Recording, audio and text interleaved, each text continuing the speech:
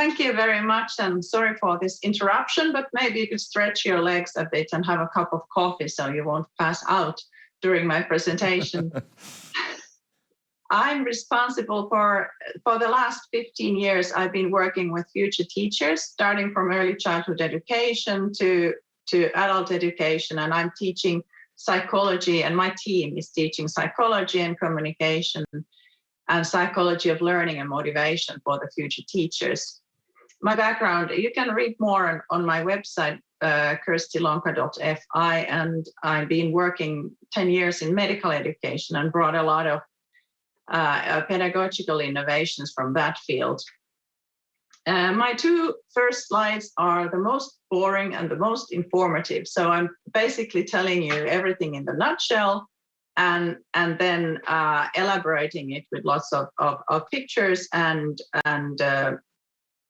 information. So I really enjoyed Professor Munte's Elaine's presentation, because she was telling that in Norway, teacher education has been gradually moving towards master level, and I'm very much in favor of that, because we made this move. I was still a schoolgirl, but Finland made this move in 1970s, more than 40 years ago. Class teacher education was also moved to university. In 1990s, also early childhood education was moved to university. And what is different maybe from other Nordic countries, we've never had problems in recruiting good people for teacher education or teachers' jobs, because for many reasons, teacher job has been attractive. It's remained attractive. Autonomous teachers based on their high qualification, short school days, long holidays, like in other Nordic countries, relatively good salary, and teachers are usually well liked and respected. We do have our problems. Like 2015, we had this major kind of crisis when it comes to this refugee crisis in Europe, and also always every 10th year we introduce our new national curriculum, and that's also putting the stress levels of the teachers up. And we're actually doing research on teachers and teacher students' well-being and engagement, which is quite high level still. The whole system is based on trust on the teachers and their high quality education. So we don't have these school inspections, and the schools locally put the national curriculum in practice. Especially in class teacher education, it's really difficult to get in.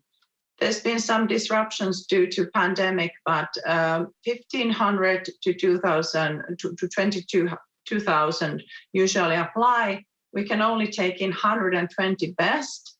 They first have a written exam, and then they have a kind of small group selection for the 300 best candidates. I'm running the class teacher program where educational psychology is the major, and our share is 20 of these best students. So I can say that we have a highly selected population, and we are increasingly research-based. During the last 25 years, I've been witnessing during the last 15 years this change towards high-quality international research organization. Our faculty at the University of Helsinki is now number 22 in the world in education and training. And after the 4 best, like Oxford and Cambridge and King's College, left, we are actually the best in EU, which is very exceptional that many of my PhD candidates and even postdocs have teacher education background. So I have people who are competent in both pedagogical, in teaching and learning, but also they have scientific studies, which I really much appreciate. These mentoring programs and lifelong professional development, Professor Jari Lavonen shall tell you more, I guess, tomorrow. So I'm not going very much into that. But the kind of teachers piece, Talis, was also showing that we have otherwise quite great teachers, but not very collaborative.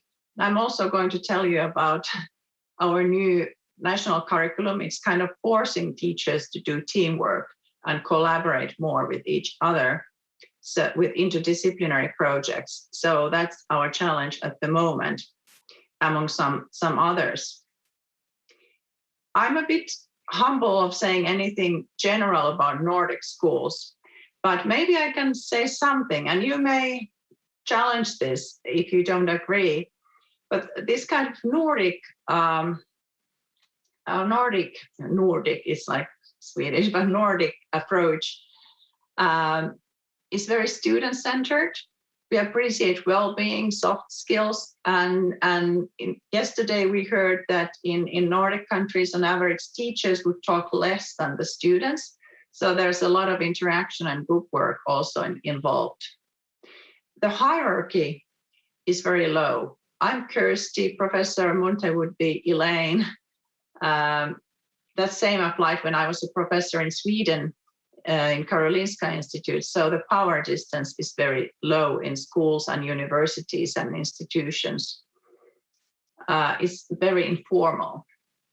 And also this idea of being more process-oriented than product or performance-oriented. There is no constant testing or multiple choice questions or things like that. And in Finland, at least, the first high-stake exam is at the age of 18 in the end of high school. It's very decisive about whether you then go further. But basically, there are no dead ends during the academic career from preschool to university. Of course, all education is free. It means we are working on taxpayers' money. So we don't have any tuition fees. And unlike, for instance, in the Netherlands or Germany, where they start kind of dividing children into academic and vocational when they are 12, in Finland and Nordic countries, we have this comprehensive school, which is same for all from 7 to 15. So, and there are no dead ends. You can always switch between different tracks. Also, when it comes to, there are some pictures here, when it comes to building new schools, we are decreasingly making them look like public spaces. They are more like cool or home-like environments. We do have very conventional schools as well, but this kind of digitalization and ubiquitous learning with tablets and mobile devices is increasing. And also schools may differ from each other depending on the learning philosophy.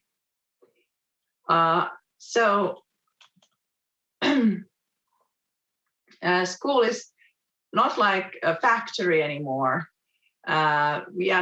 It's, industrial revolution called for taming the rural people who were used to outdoor work. And that was the whole idea in the 19th century. But this kind of routine work is disappearing, and we are now preparing our youth for a very different future. So this, we feel that this current world calls for creative discoveries every day, little discoveries, and so on. What is also typical of Nordic countries, we don't think about that so much, but we have this child-centered, gentle practices starting from 1960s, I guess. But physical abuse at school was forbidden already in 1914, although during the war years, the culture was more violent. But still, in many countries in the world, that's not the case. Only in Europe, maybe.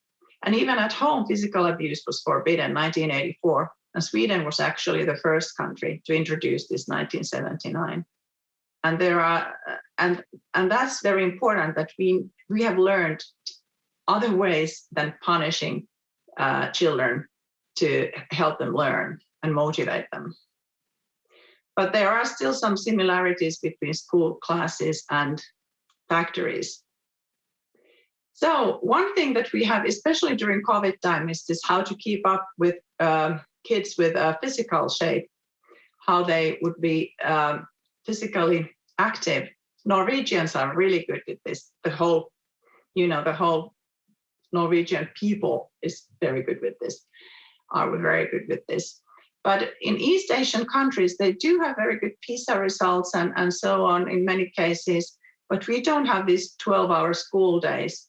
Children have, during the school day, they have freedom to move. So there are, in Nordic countries, breaks between lessons. And this is also something that we don't think about. In China or United States, that's not the case.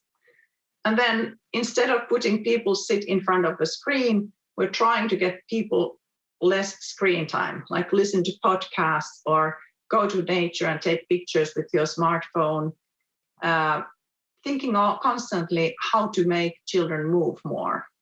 By the way, this cartoon is maybe from Italy, where physical punishment is still legal in domestic settings.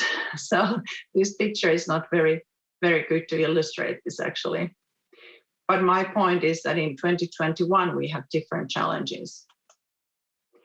So we are moving from this traditional learning towards this kind of Starbucks culture where you need kind of Wi-Fi and social interaction and mobile devices. So even our teachers now, many of my teacher students were born in 2000 at the moment. So their mental system is different from our generation. So traditional spaces and practices are no longer serving the purposes. That's why I've had many projects in developing new kinds of learning environments. I was very young here when I was writing in 1996 about you are using students as copying machines and at the university. And I've been involved in projects where develop new physical spaces, and I will show you some pictures of that. So we are moving from ICT classes towards these new social digital practices and wondering what is coming next. And actually, the schools in Finland that were the best already in this kind of culture, they have been doing well during the COVID. And the future schools that are built in Finland and other Nordic countries, there's been a lot of development and visions about what would our schools look like. So it's very much based on knowledge practices. What kind of knowledge practices we do have? Maybe I show the slides anyways. So the idea is what is knowledge practice? It's like what kind of intellectual activities we are using that are mediated by technologies, digital devices, internet. Each generation has their own ways. And our mature teachers who were trained in 20th century, they may have problems with these new practices. And there is a lot of stress among teachers who are not kind of ready for this kind of future. And we are constantly training our teachers with this and have lots of projects about this. And also people's own social and personal practices, even if they are savvy with new technologies, there may be institutional routines, especially at the university, teacher training, exam schedules, physical spaces that are hindering instead of facilitating this kind of these new knowledge practices. So can we change them if institutions like teacher education change quite slowly?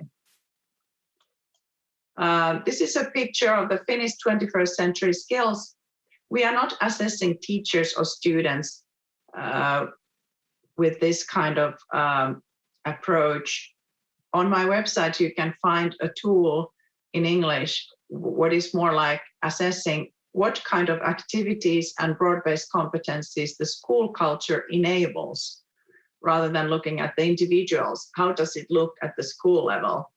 But thinking and learning to learn is, of course, the king of all skills. But multiliteracies, I could talk for hours about this, but we have integrated this in 2016 curriculum. And all over the world, we've had projects in Kenya, Taiwan, now in India. They all look very good in paper, but how do you actually put in practice all these broad-based competencies? What we are doing in Finland, we also have 1 or 2 interdisciplinary projects per year, where we are, which kind of make it easier to put this in practice. So my students have been doing phenomenon-based projects for 15 years in their class teacher education. And the idea is to make the use of natural curiosity of children, and it's children or youth who define the phenomenon they want to study. There may be a theme in the school like forest, but then kids decide to look at energy or movement or something like this. And here it's easier to integrate these 21st century skills. And also these are put usually in authentic context. In Finland, it's 700 meters approximately to the nearest forest, even in the capital city here. We have also developed the environments. Here is actually a video you could watch. I could actually tweet the link to this video, but to see that it's not about digitalization, but it's changing the social interaction.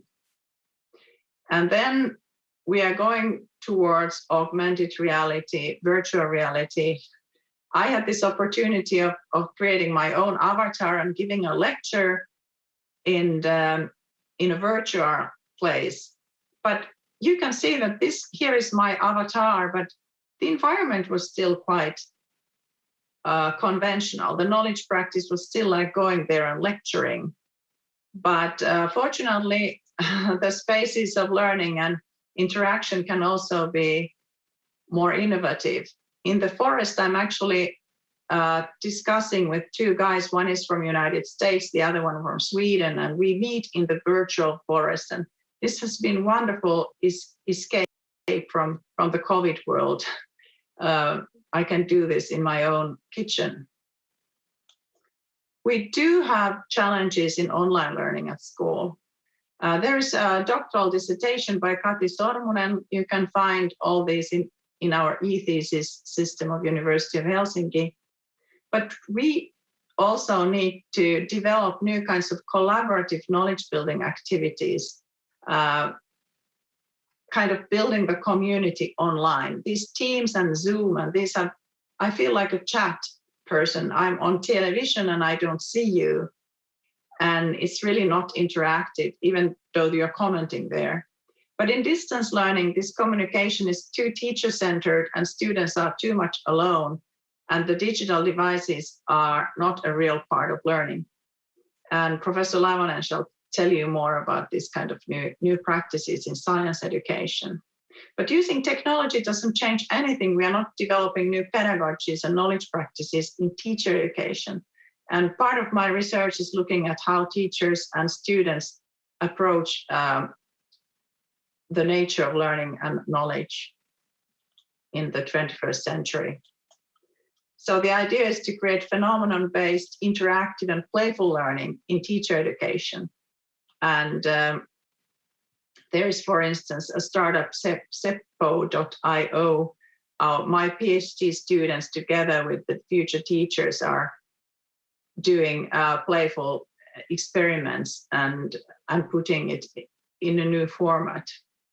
And what we have also done to foster the implementation process is to create online materials. And these are in Finnish, but in the videos, there are English subtitles if somebody gets interested. But we have now going on a blended course for Finnish teachers and also for education export. But the idea is that our teacher students and teachers, in-service teachers from schools are very often studying together. So what we are doing, we created a platform for phenomenon-based learning for Finnish teachers. It's open source, and we enhance their understanding of these 21st century skills.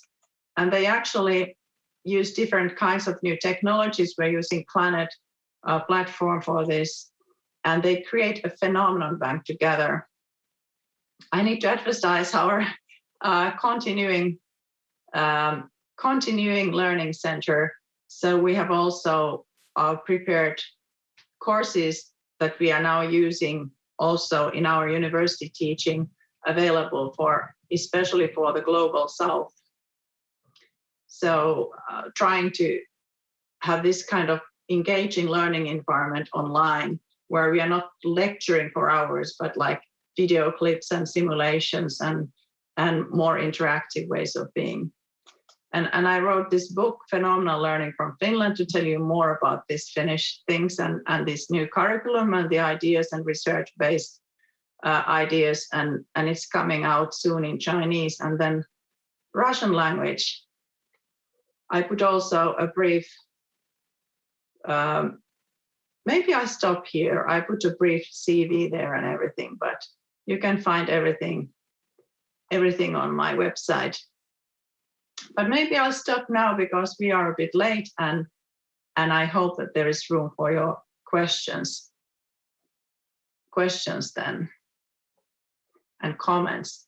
Thank you for your interest. I know how tiring it is to sit in front of your computer all day, so I really appreciate that you came here and listened to me. Thank you very much. Thank you very much for this presentation.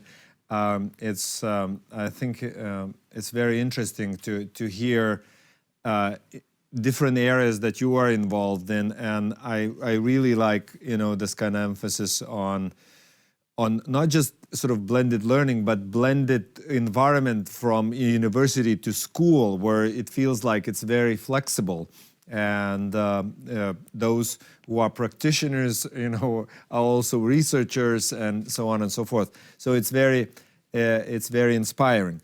Now, I'll start with a few questions and I'll remind the audience that you can ask the questions. I'm checking whether there is any updates on the Slido platform. So feel free to do that. In the meantime, just to return to a few things that you mentioned. One is the Phenomenon Bank. So I assume this is some sort of database where you are including,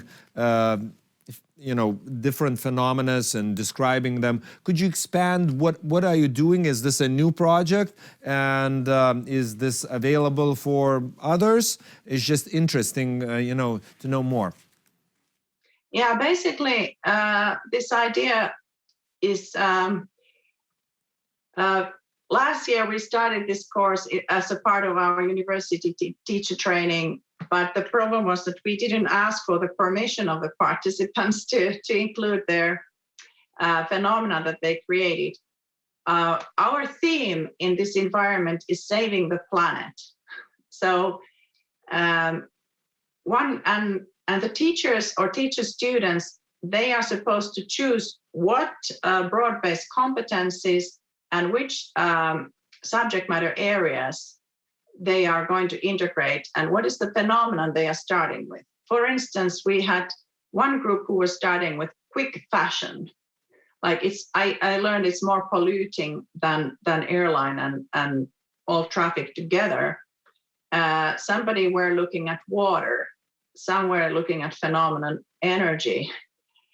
And now what we are doing, just like to get a hunch, what kind of phenomenon-based projects they are designing, they take the students' role, because at school it's the students who are defining the phenomenon, and the teachers from different subject matter areas are facilitating it. So we cannot copy, like it's not like we just look at somebody else's phenomenon, but you need to create it yourself, because this problem finding is the most creative part. When you're defining what is the phenomenon you want to study, what is the problem, what kind of inquiries you want to make. But this is just that they get some kind of idea what kind of phenomena, how they would look like. And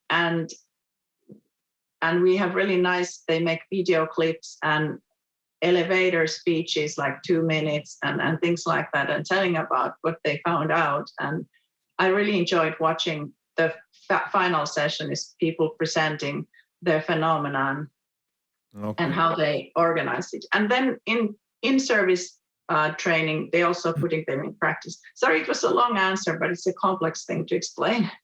Okay. Thank you, thank you for this longer answer. It's helpful.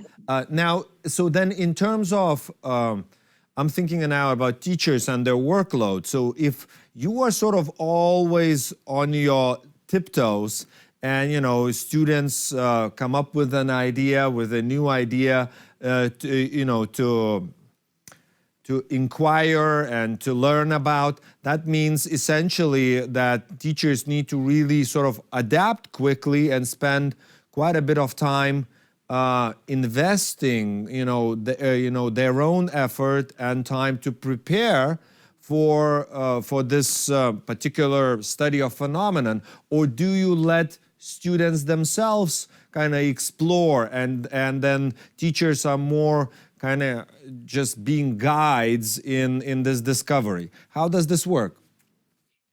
We have teachers who don't like it because they interpret it's something to add on, that they have all this previous work and then they are adding something. But you can teach and learn subject matter knowledge through the phenomena. For instance, certain like calculating probabilities, you can integrate them there.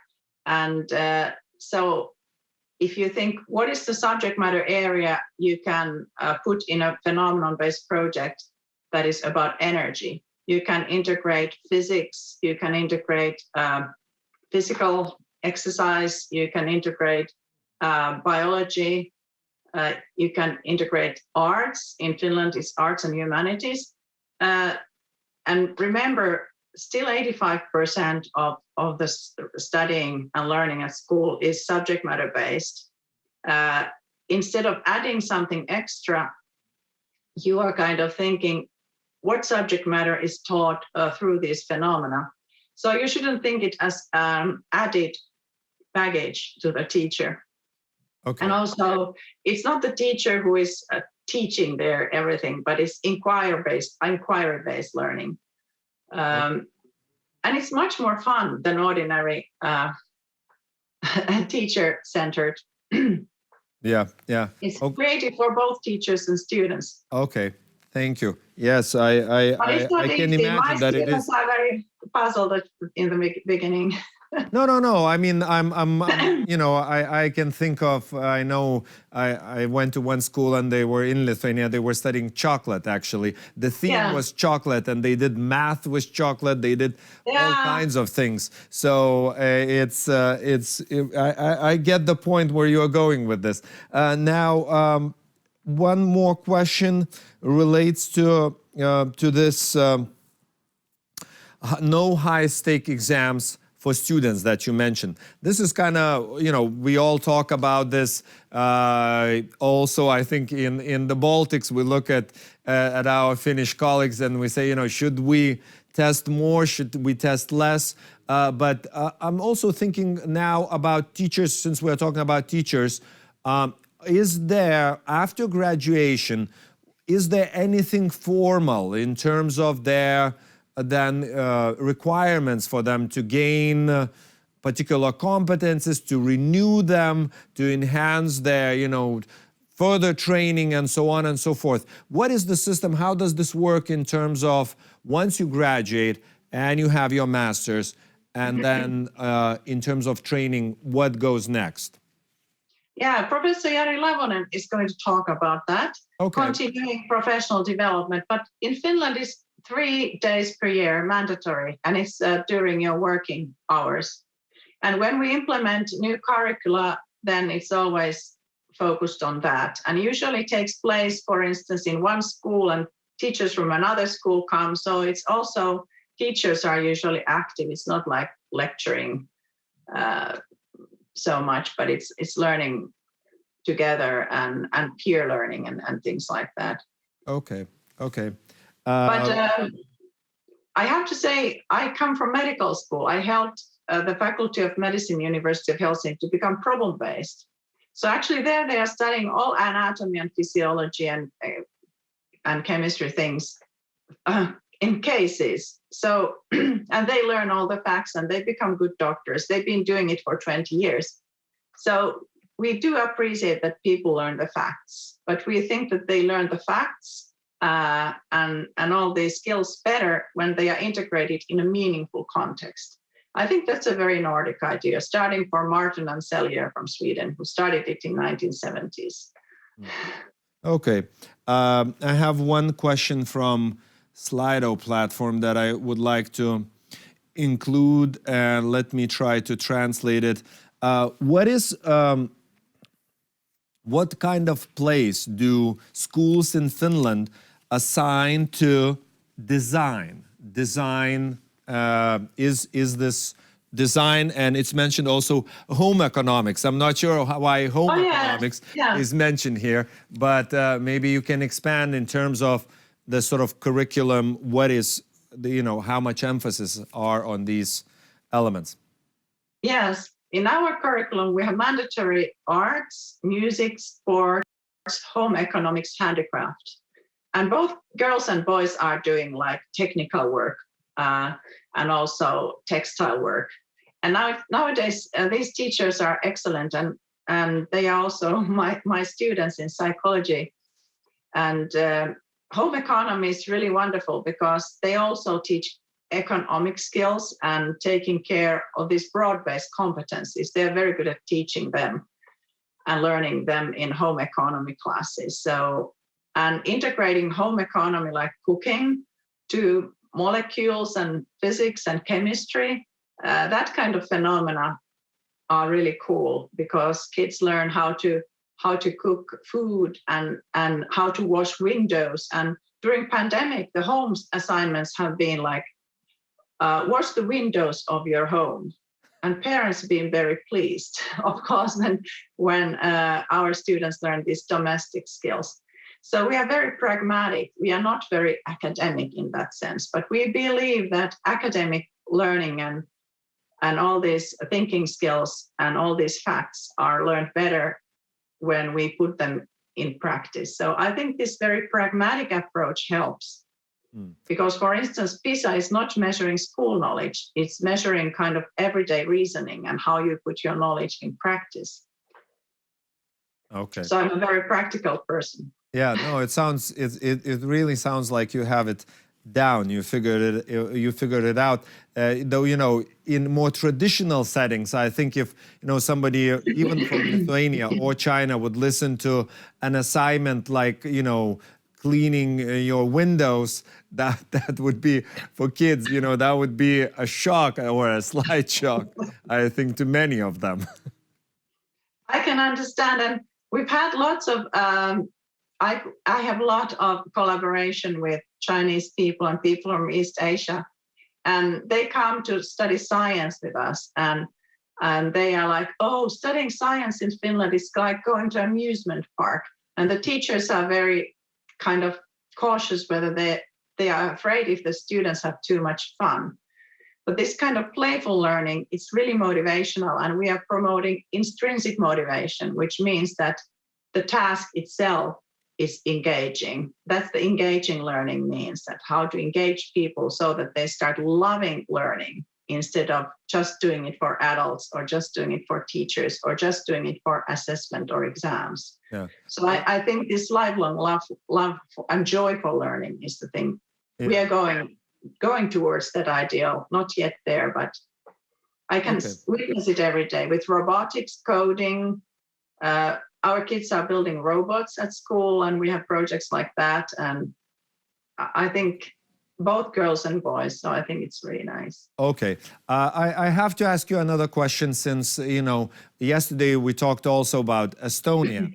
And, since both of you sort of sister countries, and we look now at Estonia and its results, and it seems like Estonia has taken a bit of a different path while taking the sort of lessons from Finland, but also we hear about more testing, more, more discipline, or emphasis at least on discipline. I'm not sure, whether that's true. And how do you perceive this sort of success and the paths to success? Is the Nordic model sort of, can we play with it in a sense and then find and pick some parts, and it's still sort of standing, to to some extent it's still useful, or is this model really has to be taken kind of together with all parts, and that's when it only functions properly? I think this child-centered, motivating, soft skills approach has been successful because we have to remember that the PISA results 2018, they were built 5 or 10 years before. So if you start making it tighter and giving up all these ideas, it may be that you're ruining it, because assessment and testing may become the tail that wags the whole dog. And when students start only studying for exams, they stop learning at the deep level and also details, because you need to really, and I would encourage towards that direction. But what I admire about my Estonian colleagues is that we have collaborated a lot. They've been developing in parallel wonderful learning environments. They are much more advanced in technologies in many sense. And that's one important thing. And coding and things like that are also part of creativity. So then we are not consumers of technology. We are creating technology, which is a totally different thing. But I'm not, we are very research-based, and we are not only doing research on cognitive learning, but also motivation and what makes young people tick. And we need to change that all the time because the environment is changing. Yeah. Okay. One more question that sort of to wrap up, sort of coming back a bit again to teachers and selection. So you have a very selective process. You know, it seems like it's very competitive.